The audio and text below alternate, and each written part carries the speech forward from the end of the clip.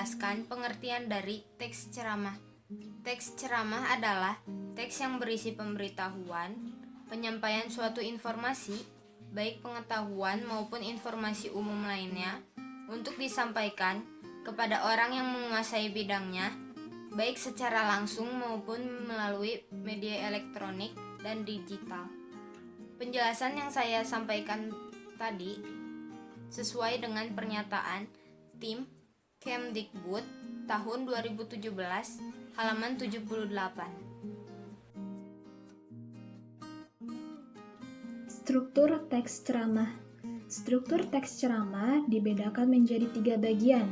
Yang pertama adalah pembuka atau tesis, yang kedua adalah isi atau rangkaian argumen, dan yang ketiga adalah penutup atau penegasan ulang. Yang pertama adalah pembuka, berisi tentang pengenalan isu, masalah, hingga pandangan penceramah terkait tentang topik yang nantinya akan dibahas. Yang kedua adalah isi atau rangkaian argumen, berisi tentang rangkaian argumen-argumen penceramah terkait dengan topik yang sedang dibahas. Biasanya di bagian ini berisi juga fakta dan data yang memperkuat argumen penceramah. Yang terakhir adalah penutup atau penegasan ulang, berisi penegasan kembali mengenai apa yang tadi telah dibahas. Biasanya di bagian penutup juga diberikan rekomendasi atau saran mengenai topik yang telah disampaikan oleh penceramah. Assalamualaikum warahmatullahi wabarakatuh. Nama saya Dwi Tadisaka. Di sini saya akan menjelaskan tentang kaidah kebahasaan teks ceramah. Teks ceramah juga memiliki karakteristik dan ciri khas kebahasaan tersendiri yang cenderung berbeda dengan teks lain. Berikut adalah beberapa kaidah kebahasaan dari teks ceramah. Yang pertama, banyak memakai kata ganti orang pertama atau tunggal dan kata ganti orang kedua atau jamak sebagai sapaan. Kata ganti pertama contohnya adalah saya, aku, kami yang mengatasnamakan kelompok. Sementara kata kedua jamak adalah anak-anak, hadirin, bapak-bapak, ibu-ibu, kalian, dan saudara-saudara. Yang kedua, banyak menggunakan kata teknis atau peristilahan yang sesuai dengan topik yang dibahas. Misalnya, jika topik yang dibahas adalah kebahasaan atau sastra, istilah-istilah yang muncul meliputi prosa, puisi, etika berbahasa, sarkasme, majas, dan kesantunan berbahasa. Yang ketiga, menggunakan kata-kata yang menunjukkan hubungan sebab akibat atau argumentasi. Contohnya adalah dengan demikian, akibatnya, oleh karena itu, maka, sebab, dan karena. Yang keempat, banyak memakai kata kerja mental, misalnya memprihatinkan, memperkirakan, mengagumkan, diharapkan, berasumsi, menyimpulkan, dan berpendapat. Yang kelima, menggunakan kata-kata persuasif seperti diharapkan, sebaiknya, hendaklah, perlu, dan harus.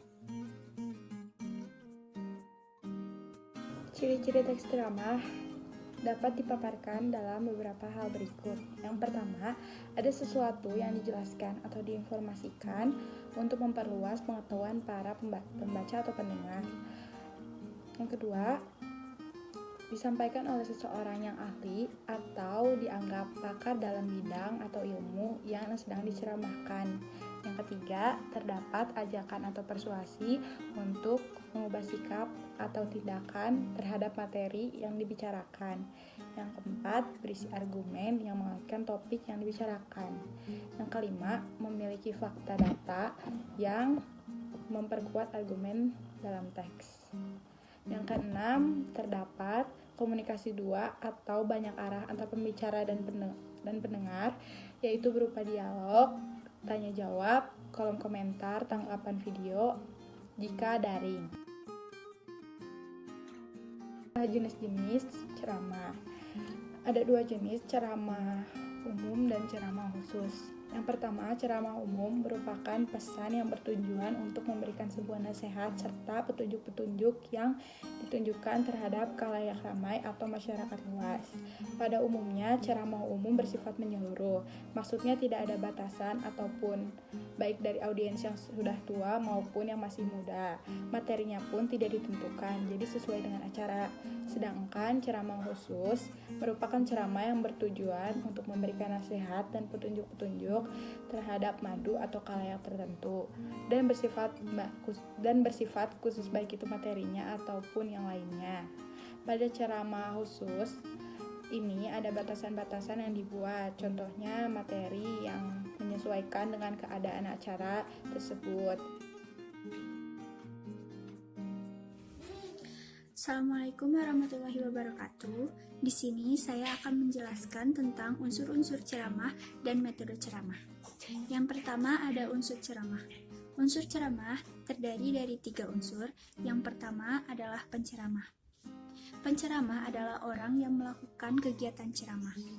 Untuk menjadi seorang penceramah, ia harus memiliki materi yang mumpuni terhadap materi yang akan disampaikannya. Yang kedua, ada pendengar. Pendengar adalah orang yang menerima nasihat atau petunjuk dari penceramah. Dan yang ketiga adalah materi. Materi yang disampaikan dalam ceramah berasal dari ajaran-ajaran suatu agama. Ceramah yang baik adalah ceramah yang mampu dan sanggup mendorong pendengarnya untuk melakukan nasihat-nasihat yang disampaikan oleh penceramah. Ceramah itu sendiri harus tersusun secara sistematis agar dapat diterima dengan baik oleh pendengar. Selanjutnya ada metode ceramah. Terdiri dari 4 metode. Yang pertama adalah ekstemporan. Metode ini digunakan dengan cara menuliskan pokok pembahasan atau gagasan utamanya saja. Yang kedua ada impromptu. Metode ini sering digunakan oleh penceramah senior atau yang berpengalaman karena mereka tidak mempersiapkan materi terlebih dahulu. Yang ketiga ada membaca naskah. Metode ini sering digunakan oleh penceramah baru atau pemula karena mudah untuk membaca naskah ceramah secara lengkap. Dan yang terakhir ada menghafal. Metode ini digunakan dengan cara menghafalkan teks naskah atau teks ceramah terlebih dahulu sebelum melakukan ceramah. Selanjutnya, tujuan dari teks ceramah. Yang pertama, informatif atau instruktif. Artinya, memberikan informasi kepada pendengar mengenai suatu hal sehingga pendengar dapat memahami atau mengerti isi informasi dengan jelas dan benar.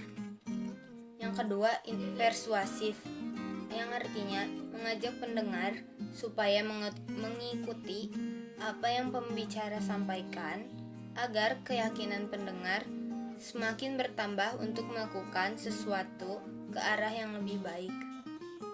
Yang ketiga, argumentatif, yang artinya meyakinkan pendengar mengenai suatu hal.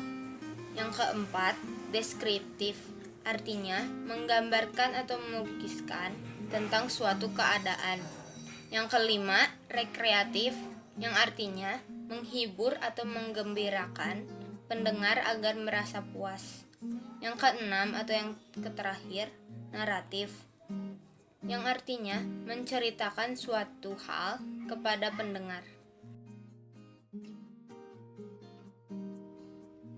Langkah-langkah menyusun teks ceramah. Yang pertama, menentukan topik. Topik ceramah bisa didapatkan dengan tidak sengaja, misalnya saat kita membaca teks berita atau mendapat kabar yang sedang hangat dibicarakan. Yang kedua, merumuskan tujuan ceramah.